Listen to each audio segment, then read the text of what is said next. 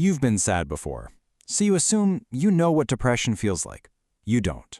Wow, that is a seriously bold statement to kick things off at, right? Well, welcome to this explainer. I am so excited to dive into this with you today because we're going to unravel the reality behind one of the absolute most common, yet completely misunderstood medical terms in the entire world. Let's get right into it. The illusion of the monolith. Our core thesis for this explainer is actually quite simple, but it is incredibly profound.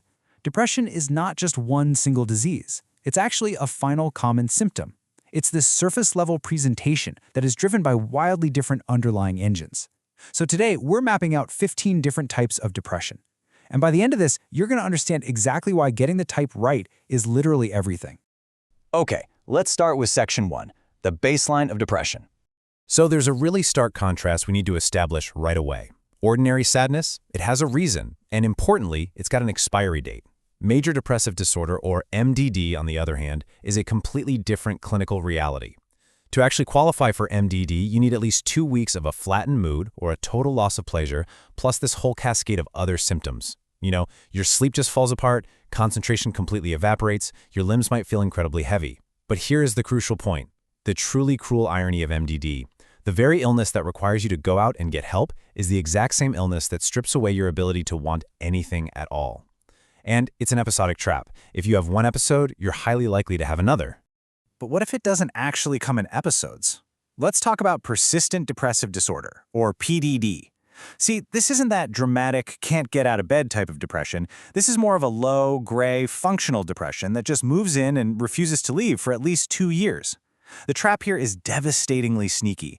Because the symptoms are milder, people don't even recognize it as an illness. They just assume this baseline of flat, hollow energy is just their personality.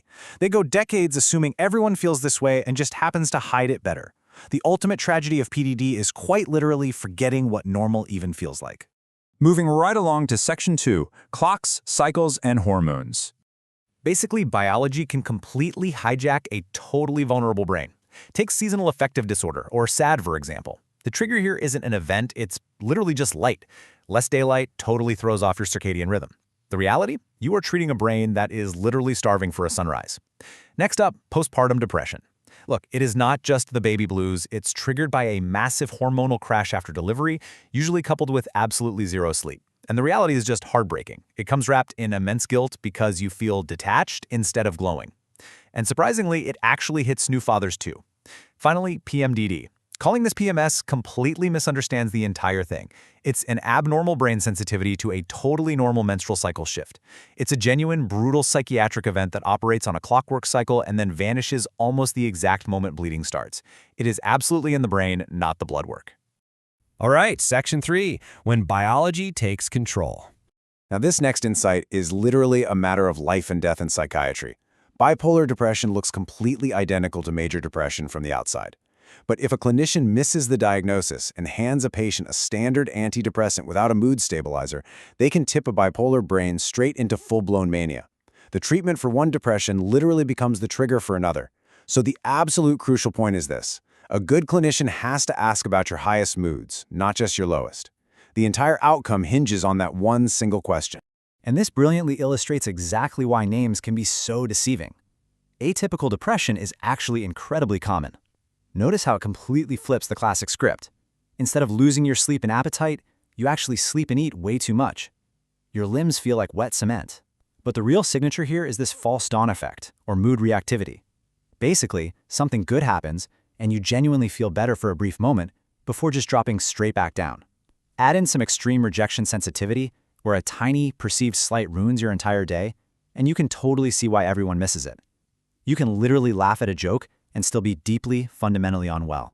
Contrast that with melancholic depression. If depression had a purist, old-fashioned biological form, this is definitely it. The brain's joy system just goes completely offline. Nothing reaches you. And unlike normal bad moods, mornings are the absolute worst. People will often wake up hours too early just lying in the dark, staring at the ceiling at 3 a.m. What makes this particular type so incredibly isolating is that it leans entirely on biology, not your circumstances. You could have a wonderful life, a super loving family, and still be totally flattened by it. This next one totally changes how we view childhood behavior.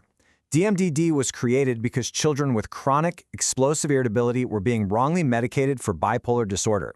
The explosive temper outbursts, those are just the visible part. The actual engine is a constant, simmering background of irritability. The trap here is treating the child as if they are the problem. But the child isn't choosing this. The child is drowning in an illness, not just misbehaving. Sometimes depression doesn't just slow a person down, it literally switches them off. This is catatonic depression. It produces this incredibly eerie state called waxy flexibility.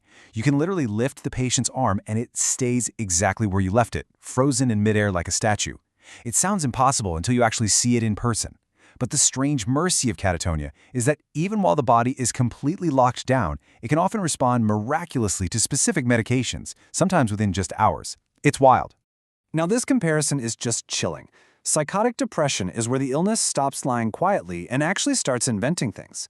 It bolts hallucinations or delusions straight onto severe despair. And they aren't just random. The depression essentially builds a case against you, telling you you're worthless or guilty, and then the psychosis supplies fake manufactured evidence to prove it. It becomes dangerously self-confirming. Standard antidepressants just aren't enough here. Breaking this cycle typically requires an antipsychotic combo, or in really severe cases, ECT.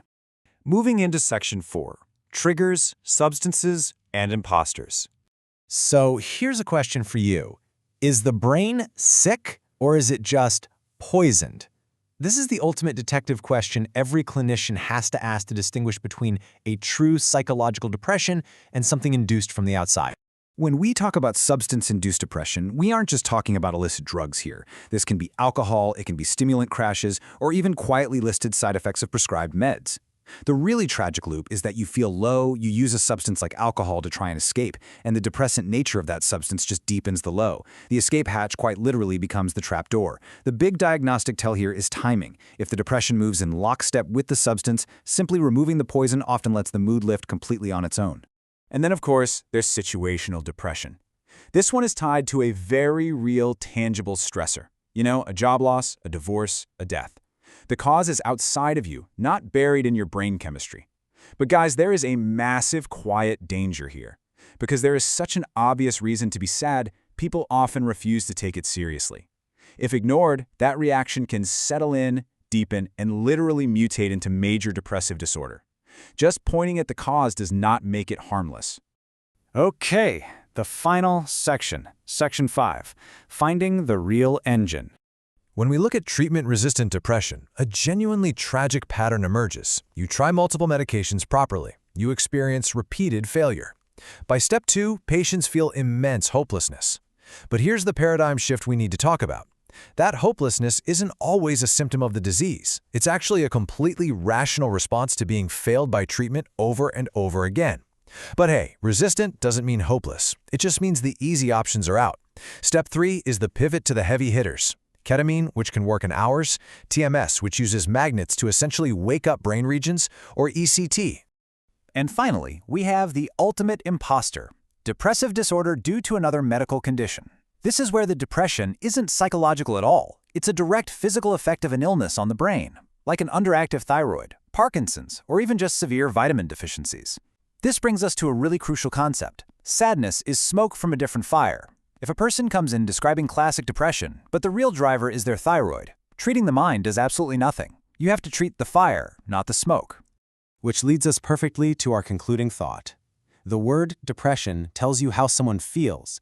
It tells you almost nothing about why. And as we've seen across all these different scenarios today, the why is literally the only thing that actually fixes it. So the next time you hear the word depression, I want you to stop and ask yourself, are we really looking at the whole picture here? Or are we just looking at the final common symptom of a completely different engine? Keep learning, keep questioning, and I'll catch you in the next explainer.